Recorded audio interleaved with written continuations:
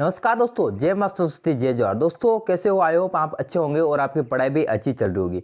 देखो दोस्तों, मेरे पास बहुत सारे कमेंट आ रहे हैं कि भाई हमें कॉपी तक कुछ नहीं पढ़ा है, डर लग रहा है, और कॉपी में हमें कितना लिखना है और कैसे लिखना है, क्या क्या पॉइंट लिखने जरूरी है, वो भी आपको मैं आगे बताऊंगा, ताकि उनसे अगर पॉइंट लिखोगे आप तो आपको क्या है कि अच्छे खासे नंबर मिल जाएंगे। और कितने पेज भरना है, इन संपूर्ण बिंदुओं पर हम चर्चा करेंगे। तो देखो, सबसे पहले आपको कुछ घबराना नहीं, ठीक है। आपको क्या है कि पॉजिटिव माइंड के साथ जाना है, एग्जाम देना है। बिल्कुल आपको डर नहीं रखना है। अगर डर रहेगा तो आपका पेपर भी अच्छा नहीं रह जाएगा। तो इसलिए क्या, आपको डर तो रखना ही नहीं है, क्योंकि आप वहाँ पर कोई युद्ध लड़ने नहीं जा रहे हो, सिर्फ आप एग्जाम देने जा रहे हो। हालांकि सभी पास है, ठीक है, सभी आप पास से 60 70 80% से पास हो रहे हैं आप सभी, कोई दिक्कत वाली बात नहीं है। सिर्फ आपको पेज भरना और लिखने का तरीका आना चाहिए और पॉइंट आपको लिखना आना चाहिए। जैसा कि मैं आपको बता रहा हूँ, इस वीडियो में आगे बताऊंगा किस तरह से आपको पॉइंट लिखना है ना। और आपका एडमिट कार्ड देखो यहाँ पर आज के बाद कभी भी आ सकता है, आज भी आ सकता है, कल भी आ सकता है, और परसों तो आ ही गई, कंफर्म है, ठीक है।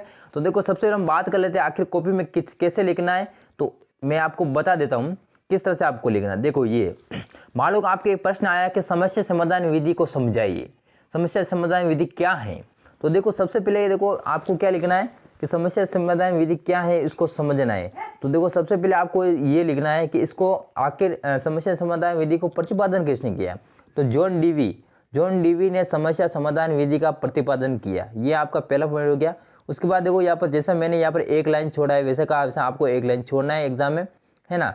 फिर आपको वहाँ पर देखो, इस तरह से आपको जरूर लिखना है, ये उत्तर जरूर लिखना कॉपी में। इस तरह का 4 नंबर डाल के पूरा छोड़ सकते हो आप, ठीक है, पूरा छोड़ देना, फिर क्वेश्चन मार्क लगा देना। फिर आपको उत्तर लिखना है, यहाँ पर आंसर मैंने उत्तर लिखा, आपको उत्तर लिखना है। फिर जॉन डीवी के समस्या समाधान विधि करके अंडरलाइन कर देना। फिर जॉन डीवी ने समस्या समाधान विधि का प्रतिपादन किया। ये आपको पहला पॉइंट हो गया। उसके बाद नेक्स्ट पॉइंट है समस्या समाधान क्या है, इसके बारे में है आपको समझाना। समस्या समाधान विधि क्या है, ये लिख के आपको देखो यहाँ पर क्या करना, फिर यहाँ से आप लिखना शुरू करना कि समस्या समाधान स्वाभाविक परिस्थितियों में विद्यार्थियों द्वारा स्वयं अथवा शिक्षक के निर्देश में समस्या खोजना ही समस्या समाधान विधि है। कहने का मतलब यही है कि बच्चा, कोई शिक्षक है, वो ये देखता है कि बच्चे को पढ़ने में कहाँ समस्या आ रही है, वो कहाँ अटक रहा है, उसके बारे में जानना और उसको क्या सही करना ही समस्या समाधान विधि है ना।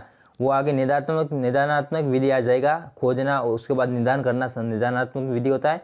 और समस्या को पहचाना कि इसमें ये सीख रहा है, क्यों नहीं सीख रहा है, ठीक है, इस पॉइंट को पहचाना ही है। उसके बाद देखो, इस तरह से आपको कोई भी बहुत सारे हैं, कोई भी दूसरा कोई भी विद्वान है, वो क्या परिभाषा दे रहे हैं वो भी लिख देना है।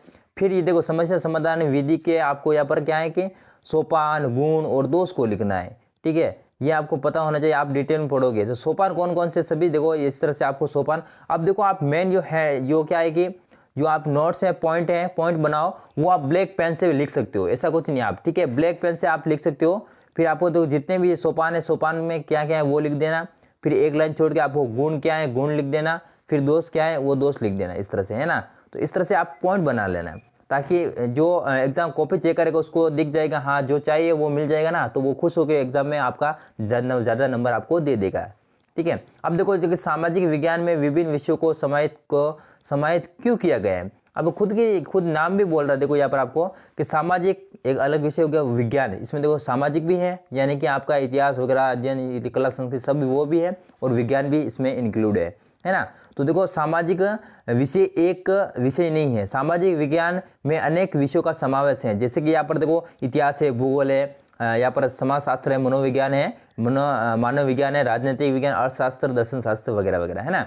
तो देखो, यहाँ पर इस तरह से मैंने फ्लो चार्ट बनाया है, जिसमें देखो यहाँ पर इसमें सामाजिक विज्ञान है, इसमें क्या इतिहास है, भूगोल है, राजनीतिक, सामाजिक, समाजशास्त्र, अर्थशास्त्र और मनोविज्ञान और मानव विज्ञान। इस तरह से आप यहाँ पर फ्लो चार्ट भी बना सकते हो। अगला देखो यहाँ पर कि ज्ञान मीमांसा की अवधारणा को समझाए, इस तरह से आप आ जाए। तो देखो, ये तात्पर्य क्या है, इस तरह से पॉइंट बनाना, ज्ञान मीमांसा से तात्पर्य क्या है। तो देखो, ये दर्शन शास्त्र की एक शाखा है, ठीक है। और ये क्या करता है, ज्ञान क्या है, इसे कैसे प्राप्त करें, ज्ञान प्राप्ति के तरीके क्या है, साधन क्या है, इनके बारे में वर्णन करना ही ज्ञान मीमांसा कहलाता है। कहने का मतलब ज्ञान क्या है, इसके बारे में खोजना कि ज्ञान आखिर है क्या है, इसको कैसे प्राप्त किया जाता है, इसके प्राप्त करने के तरीके क्या क्या हैं, इसका वर्णन करना ही ज्ञान मीमांसा कहलाता है। ओके, उसके बाद ज्ञान मीमांसा के प्रमुख विषय क्या है, इसमें क्या है, देखिए ज्ञान क्या है, ज्ञान का निर्माण कैसे होता है, ज्ञान प्राप्ति के तरीके क्या हैं, बच्चों में ज्ञान निर्माण कब, कहाँ और कैसे होता है, ये पॉइंट है आपका, है ना। इस तरह से आपको यहाँ पर पॉइंट लिखना है। फिर इस तरह से देखो, इस तरह से आप पॉइंट लिखना है, बना के अच्छे खासे नंबर आपको मिल जाएंगे सभी के, है ना।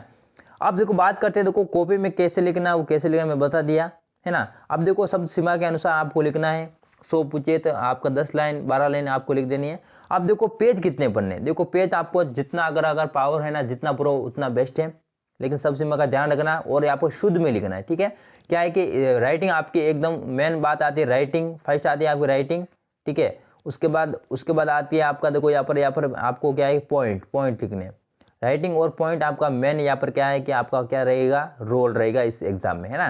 तो ये लेकिन अब पेज कितने बनने, देखो पेज आपका जितना हो सके भरना, लेकिन 15 से 14 से यहाँ पर कम मत भरना, इससे प्लस भरोगे ना तो आपके अच्छे खासे नंबर आ जाएंगे, जितना आपको आपका हो सके जितना भरना। अब देखो फर्स्ट में वस्तुनिष्ठ प्रश्न आए तो क्या करना, जिसके पार्ट अ ब ऐसे आएगा ना, तो आपको क्या करना है, देखो यहाँ पर खंड अ, ठीक है, खंड अ लिखना, फिर वस्तुनिष्ठ आपको एक डाल के उत्तर लिखना है नीचे, ठीक है। मैं आपको समझा दूँ, यहाँ पर इस तरह से वस्तुनिष्ठ आपको लिखना है, फिर यहाँ पर 2 नंबर डाल के फिर छोड़ना है, फिर यहाँ पर उत्तर लिखना है, ठीक है। फिर आपका तीसरा ऐसे करके, है ना। तो इस तरह से आपकी क्या कॉपी भर जाएगी और अच्छे खासे भी आपका पेज भर जाएंगे वगैरह वगैरह। हम तो ऐसे ही करते थे, और ठीक है। तो अब देखो बिल्कुल घबरा नहीं है, एग्जाम देने जाना है, अभी तक कुछ नहीं पढ़ा है तो आपको यूट्यूब पे जो वीडियो मैंने सजेस्ट किया, यहाँ पे मैंने बता दिया, हनुमान प्रसाद सर जी का थ्योरिकल में, हनुमान प्रसाद सर जी, और यहाँ पर आपका क्या है, एक हमारे SK कुमार सर हैं, डीलेड बाय SK कुमार सर हैं, उनका आप देख लेना प्ले लिस्ट वगैरह, और आप पास हो जाओगे, चाहे आपने अभी तक कुछ नहीं पढ़ा हो। Okay, all the best exam सभी को। और भी आपको एडमिट कार्ड आएगा, सबसे पहले बता दूंगा कैसे डाउनलोड करना है। मिलते हैं नेक्स्ट वीडियो में, तब तक के लिए जय जवाहर जय हिंद।